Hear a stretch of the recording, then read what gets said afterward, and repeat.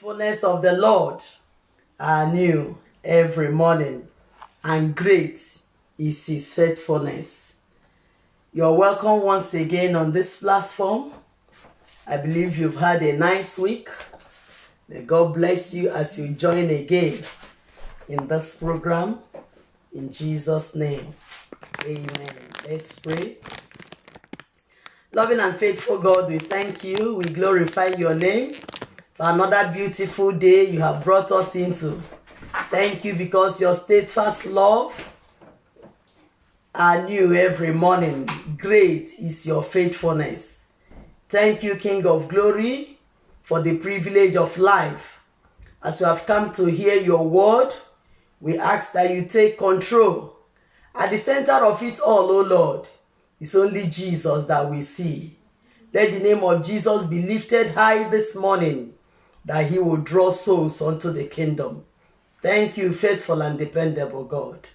In Jesus' name we pray. Amen. On Monday, we started this topic on the lost jewel.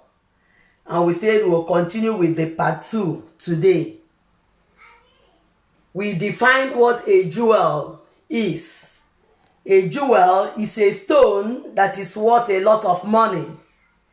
A stone that is worth a lot of money, and it is used as an ornament. We also saw that a jewel is a person or thing considered of great value or something that is very precious.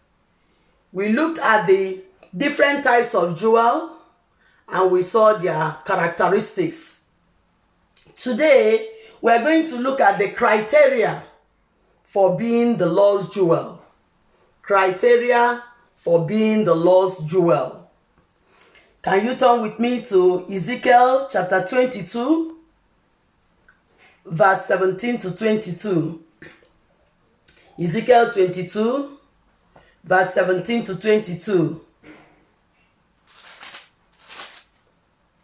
Then the word of the Lord came to me, Son of man, the house of Israel has become drugs to me.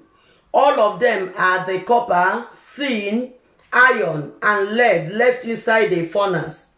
They are but the dregs of silver. Therefore, this is what the sovereign Lord says.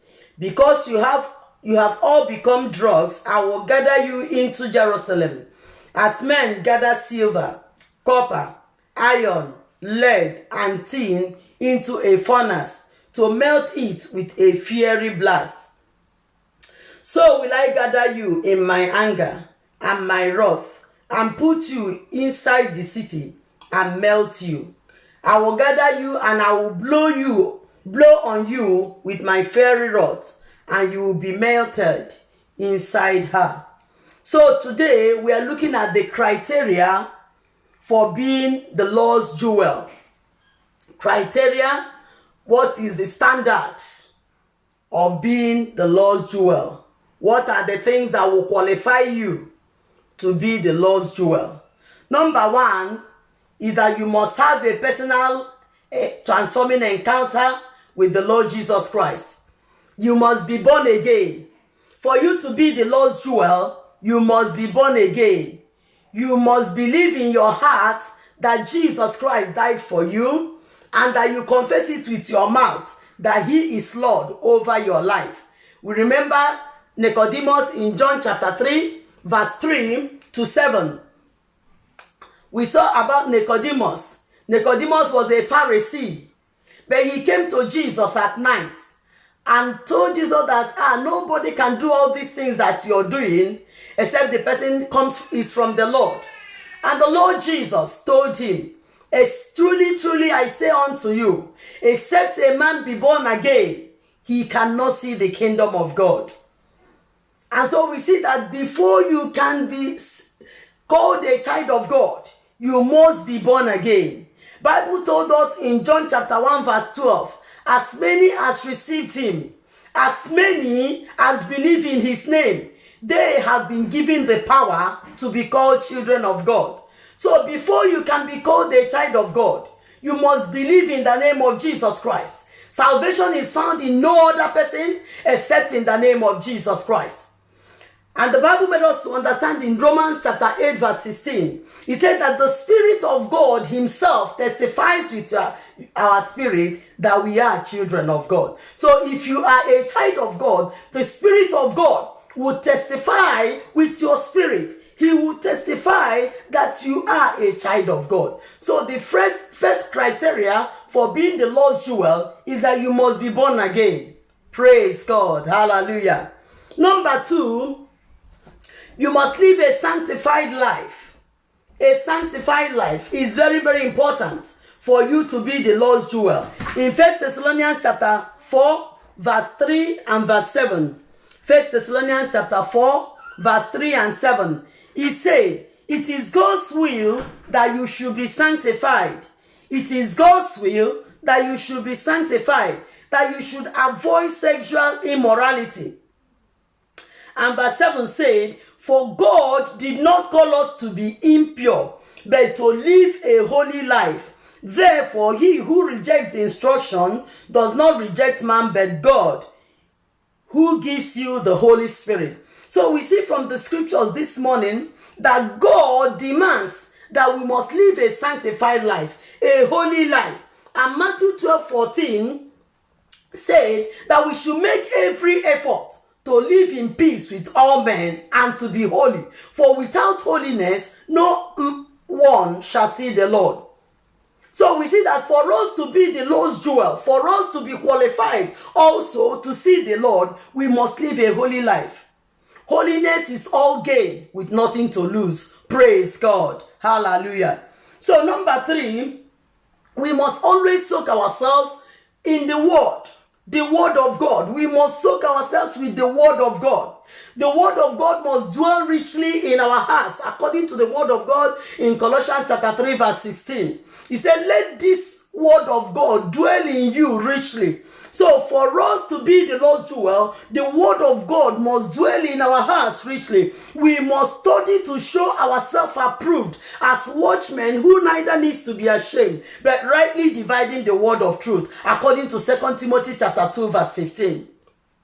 And God also told Joshua in Joshua 1 verse 8, he said, let this book of the law not depart from your mouth. You must meditate upon it day and night. So if we desire to be the Lord's jewel, the word of God must dwell in our hearts. We must soak ourselves with the word of the Lord. And when this word of God is dwelling in you richly, it will help you not to sin against God. Praise God. Hallelujah. Number 3, we must remain obedient to the word of God.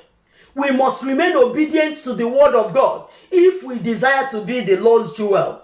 The Bible made us to understand that the person that loves the Lord is that person who will hear the word of God and put it to practice. Let's look at John chapter 14. John chapter 14, verse 15. We read verse 15, verse 21 and 23. He said, if you love me, you will obey what I command. If we love the Lord, we must obey his word. And verse 21 said, whoever has my commands and obeys them, he is the one who loves me. He who loves me will be loved by my Father, and I too will love him and show myself to him. The Lord Jesus Christ said that if you have the command of the Lord, you know the word of the Lord, you need to put it to practice. And he said that when you put it to practice, he himself will love you. And in verse 23, he said that if anyone loves me, he will obey my teaching. If you love the Lord, you will obey the teaching of the Lord. There's no way that you say that you love the Lord and you are not obeying the word of the Lord. If we love the Lord, we must be doers of the word of God. Praise the Lord. Let's also see James chapter 1. James chapter 1, verse 22 through 25. James chapter 1, 22 to 25 said, do not merely listen to the word and so deceive yourselves. Do what he says. Anyone who listens to the word but does not do what he says is like a man who looks at his face in a mirror and after looking at himself goes away and immediately forgets what he looks like. But the man who looks intently into the perfect law that gives freedom and continues to do this, not forgetting what he has heard, but doing it, he will be blessed in what he does. Praise the Lord. Hallelujah. This verse says that we should not merely listen to the word of God. We should be doers of the word of God. When we hear the word of God, we should put it to practice. So if we desire to be the Lord's jewel, we must make up our mind that we will not only be hearers of the word, but also doers of the word of God. Hallelujah. And Matthew chapter 7 from 24 to 27 talks about a person that is a doer of the word of God being likened to a house built on a rock. The Bible said that if you hear the word of God and obey it, that you are like a house built on a rock. No matter the wind, no matter the storm that will come against that house, the Bible said that that house will stand firm. Why? Because it was built on the rock. But if you're a child of God, you hear the word of God, you don't put it to practice. You don't obey it. The Bible said that you are like a house built on a sand. When the wind will come, when the storm will blow, the house will fall. And it said it will fall with a great crash. So if we desire to be the Lord's jewel, we must be ready, not just to be hearers of the word of God, but we must be ready to also obey the word of God. Praise the Lord. Hallelujah. Number 5, be prayerful. You must be prayerful. Prevailing prayer is very, very important in the life of every child of God. We need to pray without ceasing, as the Bible told us in 1 Thessalonians chapter 5 verse 17. And Jesus told his disciples a parable in Luke 18 verse 1. And he said, men ought always to pray and not to faint. God expects us to pray without ceasing. God does not expect us to faint in our prayer life. And so we know that prayer is like prayer is the life wire of a child of God. As we breathe in oxygen, we take in air in order to live. Likewise, prayer is the breath of a child of God. Prayer is the breath of our spirits. For the spirit man to be alive, we need to pray. Hallelujah. So that cannot be overemphasized. A prayerful Christian is a powerful Christian. Number 6, we must live to please God. If we desire to be the Lord's jewel, we must live to please him. Paul said in Philippians 1:21, for me to live is Christ, and to die is a gain. So we must make up our mind to live to please him.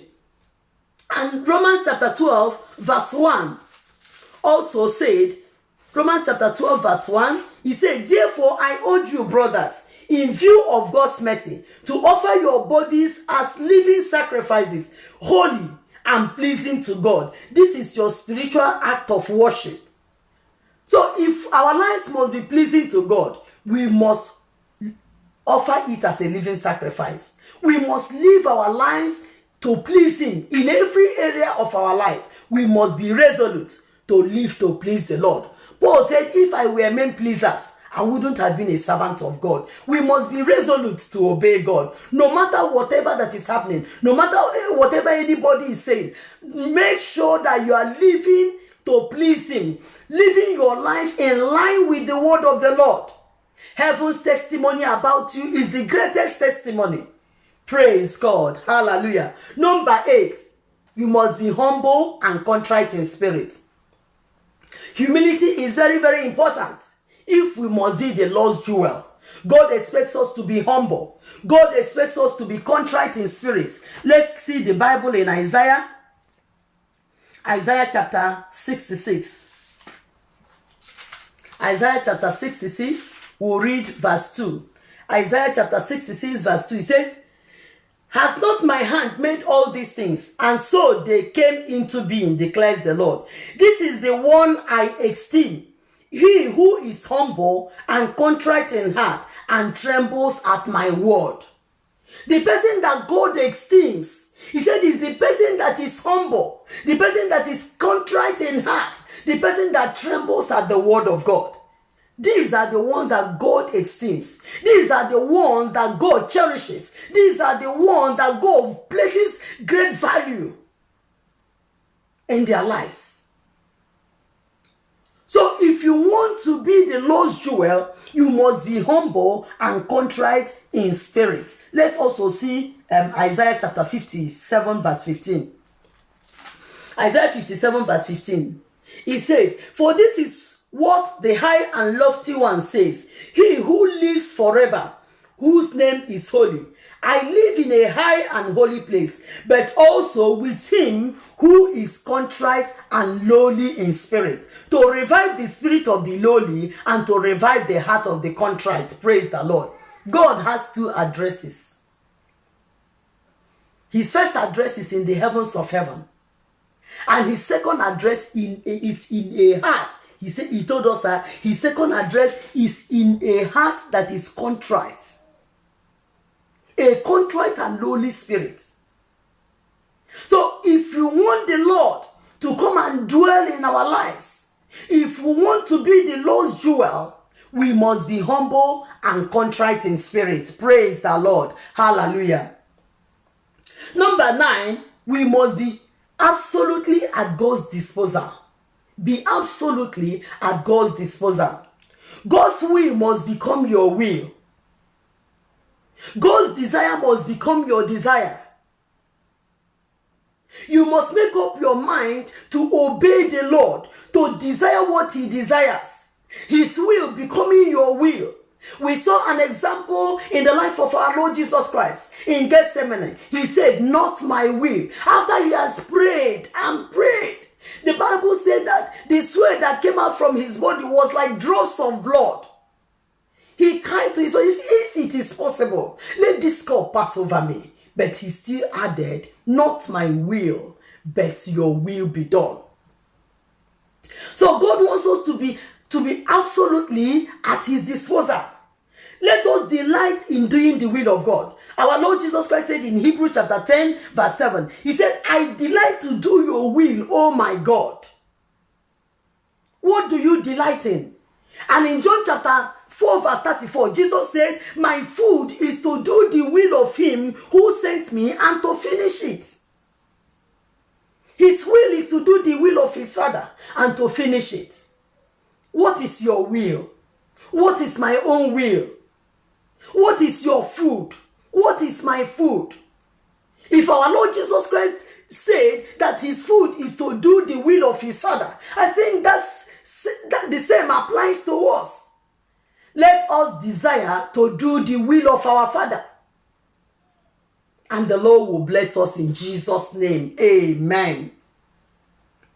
Number 10, learn to dwell in his presence. Learn to dwell in the presence of the Lord. Psalm 91 verse 1 said, "He that dwells in the secret place of the Most High shall abide under the shadow of the Almighty." He didn't say he that visits. It's not he that visits, but the person that will dwell. When you are dwelling in the secret place of the Most High, you will abide under God's divine protection. You will become the Lord's jewel. And dwelling in the presence of God will help you to develop in your relationship with God. We had talked about the 4 types of relationship, or 4 different types of relationship with God. We discussed that when we talked about advancing in your personal relationship with God. So I encourage us to go back to our YouTube channel and listen to that message. You see how we classified it. We gave detailed we spoke in detail the 4 types of relationship with God. Where do you belong? Are you just God's acquaintance?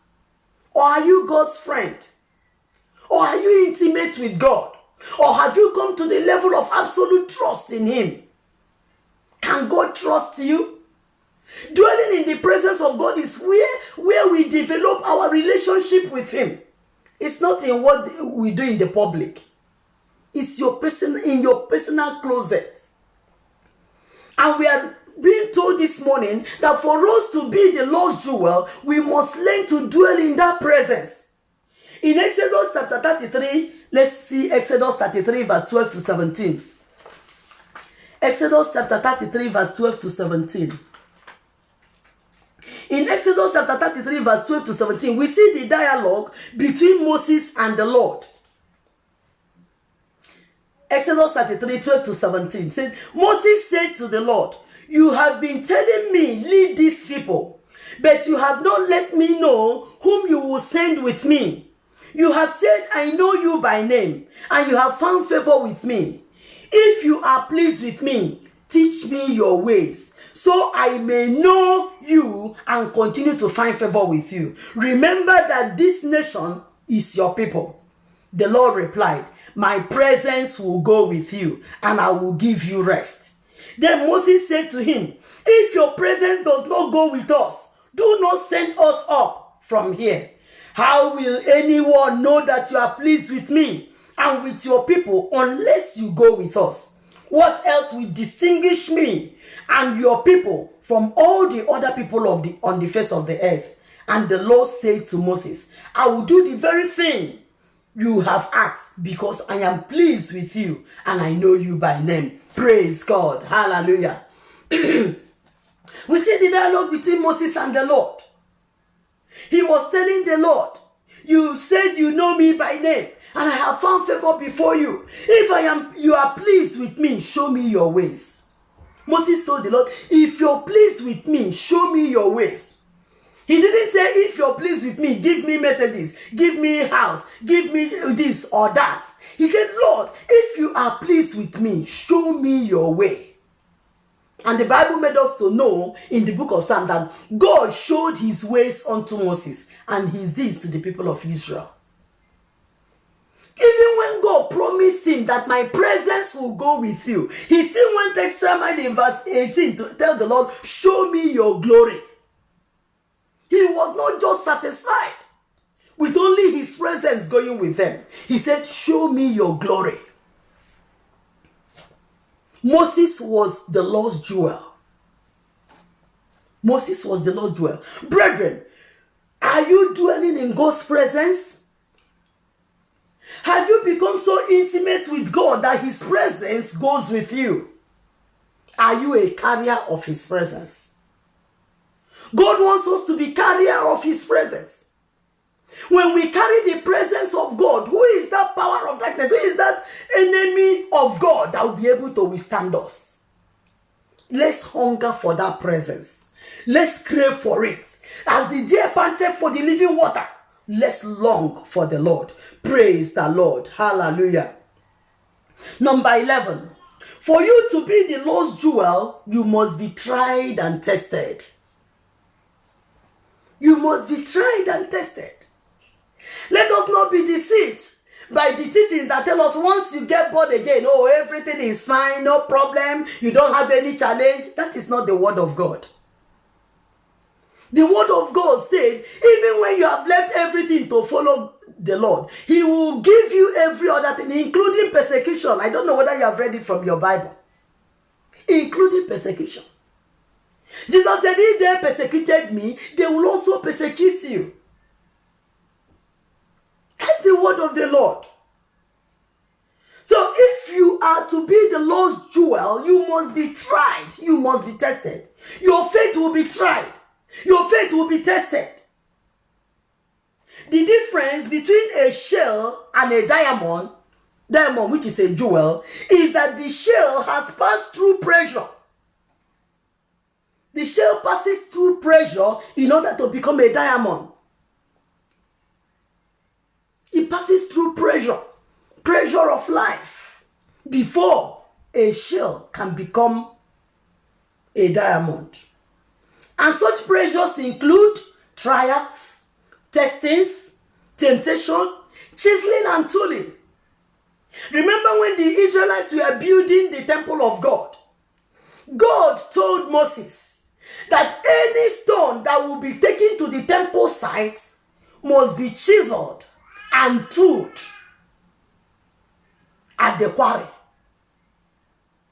So if any stone refuses to be chiseled and tooled at the quarry, that stone cannot be taken to the temple site.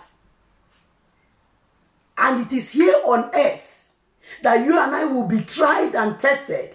It's here on earth that will be prepared. The Lord will chisel us. He will tool us so that we'll conform to his image and his likeness. Praise the Lord. So anybody that is telling you that trials and testings is not part of the Christian encounters or things that you will need to pass through in order to prepare you is telling you a lie. Trials and testings they're all part of it. Your faith will be tried. Your faith will be tested. Praise the Lord. So where we read in Ezekiel chapter 22 from verse 17 to 22 at the beginning, God was talking about the dross of silver. The dross of silver. So when you see, when a silversmith wants to produce silver, he will take the silver and put it, the raw silver in a furnace. If you've ever been to the silversmith shop, you see he will take the silver, the raw silver, and put it into the furnace. At a very high temperature, the dross of the silver will begin to go off. The dross of the silver will begin to float.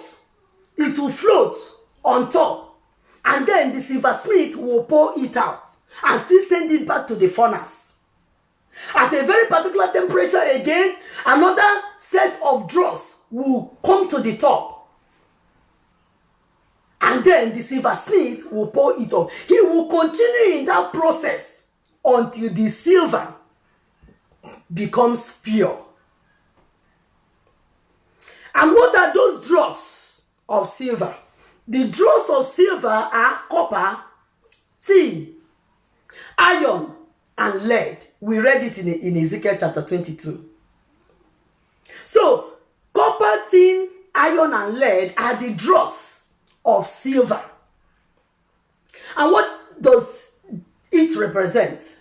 Copper represents filthiness, bondage, Babylonian captivity, pretense, and deceit. These things are copper, the dross that must be removed from our lives. If we must be the Lord's jewel, all these things must be removed. Our lives must be emptied of every form of filthiness, of every form of Babylonian captivity, of every form of pretense and deceit. We must be emptied of it. If we read 1 Kings chapter 14, from verse 25 to 27, we saw when Rehoboam was king, the Egyptian king Shimshak came to Jerusalem, and he took all the treasures in the temple of the Lord. And what did Rehoboam do? Rehoboam now fabricated bronze. They now used bronze to replace those treasures that the king took away. That was deceit. Bronze is not the real thing. So when this copper is part of the dross of silver, and we must be emptied of all this. What does tin represent? Tin represents the difference, to be different, but you're being different in a negative way. To be separate, but in a negative way. You now say that person, the person doesn't desire to go to church again. The person doesn't desire fellowship with other brethren. He just wants to be alone. But not alone to worship God, but alone in a negative way. To do those things that God will not want children of God to do. These things are iron. These things are rather tin. When you want to be different, or you want to be separate, but in a negative way. What does iron mean? Iron came from the Greek word sidero. And sidero represents rust. Rust. Something that does not have eternal value. Something that does not have eternal value. Craze for fashion, covetousness, and so on. When Jesus was giving the parable of the sower, in Mark chapter 4 verse 19, he talked about the cares and worries of the earth, the deceitfulness of riches that choke the word of God in the life of children of God. And we should not allow any of these things in our lives. What about lead? Lead came from the Hebrew word alpha. Alpha. And alpha means rubbish, dust, It means mud, powder, going back, that is going back to the Adamic nature. Things you had left before, you want to go back to them. All these drugs must be removed from our lives if we must become the lost jewel. We must do away with all these drugs. These are the drugs of silver. Somebody asked a silversmith, how do you know that silver has become pure? How will you know that this silver you have been passing through the furnace has become pure? The silversmith said that the way he will know that this silver has become pure is when he sees his image clearly in it. When he sees his image clearly in the silver, he will now know that the silver has become pure. What does that mean? When the Lord sees his image in your life, in my life, then we have become the lost jewel. When the character of Jesus is being seen in us, when the likeness of the Lord is being seen in our lives, when we become his representatives here on earth, when we are living unashamedly for the Lord, when the brand mark of God is being found in our lives, then we have become the lost jewel. Praise God. There is many examples of people in the scriptures who were the lost jewels. Let's just look at them. Number one is Moses. Moses was the lost jewel. In Numbers chapter 12 verse 1 to 6, you see where Aaron and Miriam rose up against Moses. They said, Moses, are you the only person that God can speak to? God can also talk to us. Moses did not respond. It was the Lord himself that intervened. The Lord asked Miriam and Aaron, don't you know that Moses is my prophet? With other prophets, I speak to them in dreams, in revelation. But with Moses, I speak with him face to face. Why are you not afraid of him? Because Moses was God's jewel. God fought Moses' battle for him. When you become the lost jewel, he will fight your battles for you. You don't need to fight. He himself will fight for you as he fought for Moses. Moses was the lost jewel. We had read in Exodus chapter 33 his dialogue with the Lord. He talks face to face with him. He was ministering to the Lord face to face, not in dreams and in vision, because he was the lost jewel. What about Enoch? Enoch in Genesis chapter 5 verse 24, the Bible told us Enoch was so precious to God. Enoch walked with God that God said, no, Enoch, you're no longer, you're not supposed to be on earth again. Come back home. Enoch did not die. God took him alive to heaven. The Bible said Enoch walked with God and the Lord took him. He was the lost jewel. A human being like you and I. What about Elijah? Elijah, the servant of God. Elijah was the lost jewel. We know the exploits that God used Elijah to do in his own time. He was the only prophet that confronted 450 prophets of Baal and 400 prophets of Asherah. He confronted them at Mount Carmel. And God took him with chariots of fire back to heaven. He was the lost jewel. You too can be the lost jewel. What about Job? Job was the lost jewel. In Job chapter 1 verse 8, God boasted with Job. He said, I know my servant Job. He is blameless in my house. He shuns evil. He is a righteous man. God boasted with Job. And the Bible said in Job chapter 23, we know all that Job passed through. The trials and the testing that Job passed through. We saw that Even though Job was the Lord's jewel, he still passed through trials and testings. Even though God boasted with Job, he still passed through trials and testings. And Job said in Job 23 verse 10, after I have been tried and tested, I will come forth as good. That was the statement of Job. And of a truth, after Job was tried, after Job was tested, he came forth as good. The Bible said that the latter end of Job was greater than his former. Hallelujah. I believe I'm talking to somebody this morning. I don't know the trials and the testings you have passed through. I don't know the challenges that you are facing. And it's as if the Lord is no longer on your side. I want you to calm down. The Lord is perfecting his work in your life. And after you have been tried and tested, you will come forth as gold. Hallelujah. Amen. That is the word of the Lord. That is the word of the Lord to somebody this morning. No matter whatever challenges you're going through, God says you will come forth as gold if only you will stand firm till the very end. Job passed through those trials and testings, and his latter end was greater than his former. Your latter end shall be greater than your former as you continue to stand firm for the Lord in the mighty name of Jesus. Amen. What about Daniel? Daniel, even when in Daniel chapter 10 verse 11, even when an angel was sent to Daniel to give Daniel the answers to his prayers, the first thing the angel said in Daniel 10:11, he said, you that is highly esteemed. Higher. Wow. Which means Daniel was the Lord's jewel. He was of great value before God in heaven.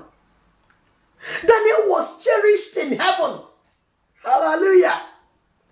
Daniel was cherished in heaven.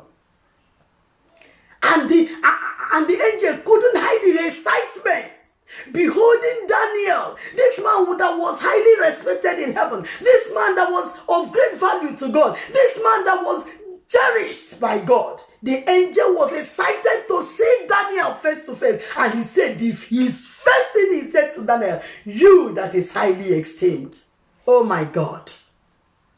Can that be your testimony in heaven? Can that be my testimony in heaven?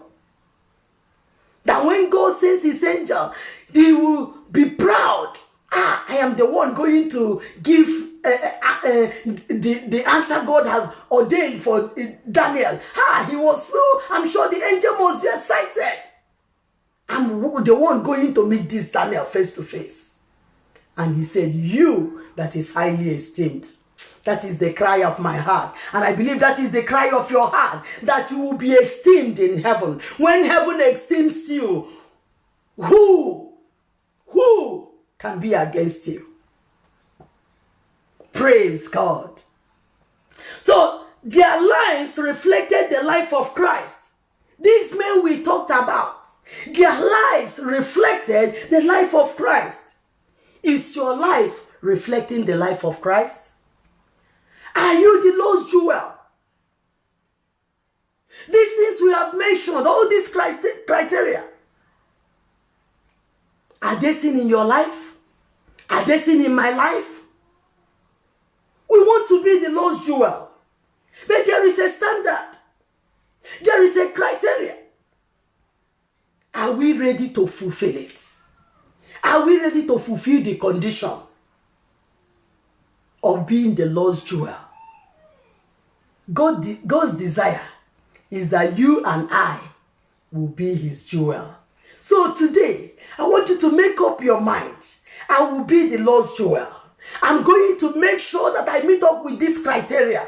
I long to be the Lord's jewel. I long to be the Lord's jewel. What about you? Let that be the hunger in our hearts. Let's make up our mind, oh Lord. I must live a holy life. I must live to please you. I must live to obey your word. Lord, give me the grace to daily dwell in your presence. Lord, make me a carrier of your presence. Lord, help me, oh God, no matter the trials and the tests, that I will comfort as God. Can that be our cry this morning? Can that be the hunger in our hearts this morning? Lord, I want to be your jewel. No matter whatever it will cost me to be your jewel, oh God. Give me the grace, my God and my Father, to meet up with the conditions of being the Lord's jewel. Are you the Lord's jewel? Shall we rise in prayer? Father, Lord, we thank you. We worship you. I want you to open your mouth this morning. Begin to appreciate the Lord. Begin to thank the Lord for all these criteria we have seen for one to be the Lord's jewel. I want you to pray. I don't know whether you have been found wanting in any of these things we have mentioned this morning. I want you to talk to the Lord. I want you to talk to the Lord. Are you born again? Are you living a holy and a sanctified life? Are you living your life to please the Lord? Are you dwelling in God's presence? Are you prayerful? All these things we have mentioned, use them to examine your life this morning. Are you standing firm despite the trials and the testings you're passing through as a child of God, especially at such a moment over the nations? Are you still standing firm for the Lord, or have you, because of the challenges around you, you've gone back to the world? Oh no, the Lord is calling on you this morning. He wants you to be his jewel. The Lord wants you to come back to him.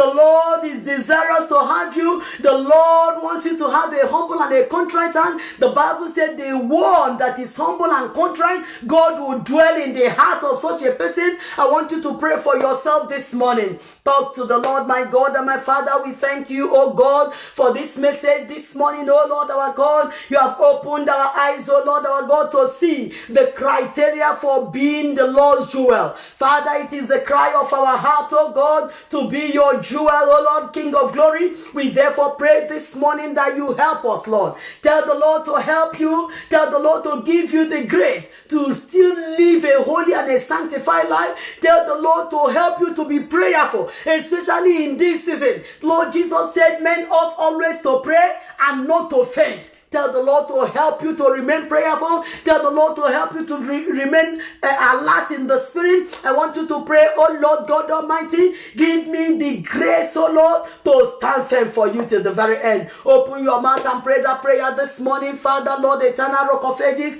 we are asking for more of your grace, oh Lord. More of your grace, King of glory divine. More of your grace to remain prayerful. More of your grace to live holy lives, oh Lord. More of your grace, oh God, to continue to live to please you. Lord, help us to be carriers of the presence of God in our lives, oh Lord our God, to daily dwell in your presence in the mighty name of Jesus Christ. Holy and righteous Father, we pray, oh God, that you uphold us with your mighty arm of righteousness in the name of Jesus Christ. I want you to pray that we have seen the drugs of silver, all those things that we need to be emptied of. I want you to pray, oh Lord, every form of filthiness in my life, every form of deceit and pretense, oh Lord, every form of, oh King of glory, going back to the world, trying to be separate from others, but in a negative way. I want you to pray, oh Lord, help me, rid me of all these things, every Adamic nature in my life. Let them be uprooted, oh Lord my God. Let them be uprooted in your life. Ask the Lord to uproot you. Ask the Lord to uproot from your life, not uproot you,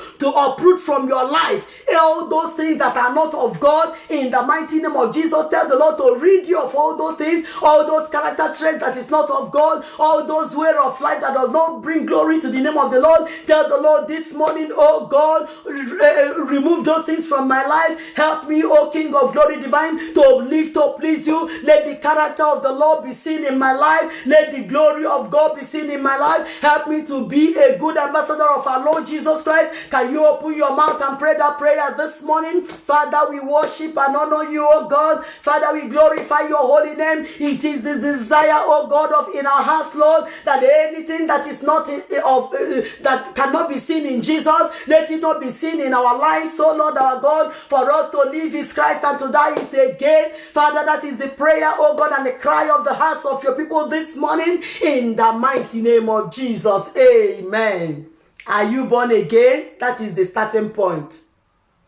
Have you made peace with our Lord Jesus Christ? If you have not yet made peace with the Lord Jesus Christ, I want you to ask him for mercy this morning. I want you to ask him for forgiveness. Tell the Lord that you're coming back to him, even as the prodigal son came back to his father, that you're coming back to him this morning. Let the Lord cleanse you. Let the Lord sanctify you. Let the Lord purify you. Let the Lord make you to be whiter than snow in the name of Jesus Christ. Tell the Lord to cancel your name from the book of death and transfer your name to the book of life that is in heaven. I want you to talk to the Lord this morning. If you're not yet born again, I want you to ask the Lord Jesus to come into your life to be your Lord and your personal Savior, or you're already born again, but because of what you have passed through or the pressures of life, you backslid, and this morning you want to be restored back to the Lord. I want you to open your mouth and talk to the Lord. Tell the Lord you're coming back home. Tell the Lord to restore you in the name of Jesus Christ. Amen. Come home. Come home. Ye who are weary, come home. Earnestly, tenderly, Jesus is calling. Calling, oh sinner, come home. I want you to say this prayer after me. If you have made up your mind to give your life to Jesus Christ, can you say after me? My God and my Father, I thank you for loving me. Thank you for sending your Son, Jesus Christ, to die for my sins. I come before you this morning in humility. I ask, oh Lord, that you forgive me of all my sins. Cleanse me from all unrighteousness. Give me the power to live for you. Give me the grace to stand firm till the very end. Uphold me, O Lord, with your mighty arm of righteousness. In the mighty name of Jesus Christ. Any covenants, any agreements, any ordinances that I entered in the hands of the enemy, Lord, I renounce them today. In the mighty name of Jesus. Accept me into your kingdom. In Jesus' name. Amen. I'll pray for you now. Father, Lord, we thank you, O King of glory divine, for the Bible said there is joy over the head of a sinner that repents. And I believe, oh God, as many as have heard this message this morning and have made up their mind, oh God, to give their life to Jesus Christ, or those that are already born again but they backslid, and this morning they are coming back to you, Lord, I pray, oh God, that you forgive them. Lord, I pray, oh God, that you cancel their names from the book of death and sorrow and grief, transfer their names to the book of life that is in heaven, in the mighty name of Jesus Christ. Thank you, faithful and loving Father, even as you uphold them with your mighty arm of righteousness. In Jesus' name we pray. Amen. Father, oh God, we also pray for as many as are sick, Lord. You are the healer of all healers. We ask that you release your healing hand upon your people. Let every yoke of infirmity be broken. Let every manner of sicknesses receive healing, oh God. In the name of Jesus Christ, we keep also praying, oh Lord, for as many as are in isolation centers, oh Lord. Father, we are asking for your divine intervention over their lives, Lord. Let them be totally and completely made whole, oh God, that they will be discharged back home in the name of Jesus Christ. We pray, oh God, for all our brothers and sisters, all the couples that are believing you for the fruit of the womb. My God and my Father, you are never late, oh God. Father, I pray, oh King of glory divine, that thou God of impossibility, oh God, that you will do your great work in their lives, Lord, as we keep hearing testimonies of people, oh God, even in their old age, oh Lord, you're giving them children as you did for Sarah and Abraham. Lord, we are praying for these ones, oh Lord, Father, that you remember them, oh God. Open your scroll of remembrance, Lord. Remember them and bless them with children of their own in the mighty name of Jesus Christ. Amen. We worship and honor you, oh God, as we also pray for all the frontline workers, Lord, that that you continue to grant them divine protection, continue to grant them divine shield, oh Lord our God. We cover all the children of God in this season with the blood of Jesus Christ. Father, we continue to decree, oh God, against every form of rape, my God and my Father. We come against the spirit of rape that the devil, oh King of glory, is projecting, oh God,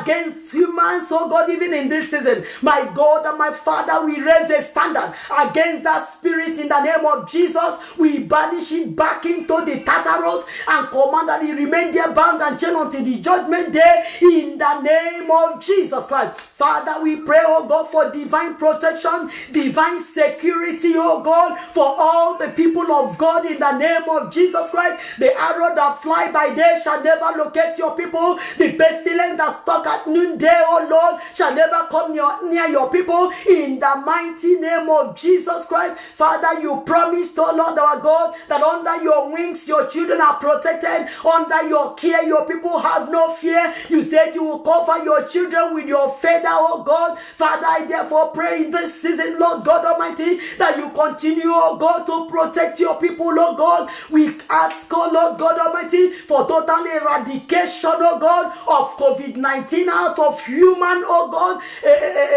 out of the nations of the world, in the name of Jesus Christ. Lord, we are asking, oh Lord our God, that you will hear the cries of your children, oh God, in the mighty name of Jesus. We decree against any further spread of this disease in the name of Jesus Christ. Mighty and everlasting Father, we pray for missionaries, oh Lord. We pray that you be with all the missionaries, oh Lord, and their people, missionaries, oh God, who are at the point of giving up, oh God. They are discouraged, Lord. We pray that you encourage them at such a time as this, oh Lord. Reach out unto them, my God and my Father, and meet them at the point of their needs, oh Holy One of Israel. In the name of Jesus Christ, we cover all the missionaries and their families with the blood of Jesus Christ. We pray, oh God, that you continue to protect and shield them, that you continue to meet them at the point of their needs, in the mighty name of Jesus Christ. Father, we pray, oh God, for lost souls, Lord, as many as are still lost, oh God, in sin. Lord, we are praying whatever scales that the devil have used to blindfold them, oh God, let those scales be removed from their eyes, oh Lord, my God. Bring them to the knowledge of the truth, that they will know the truth that will set them free, in the name of Jesus Christ. Thank you, because the Bible said that you do not delight in the death of a sinner,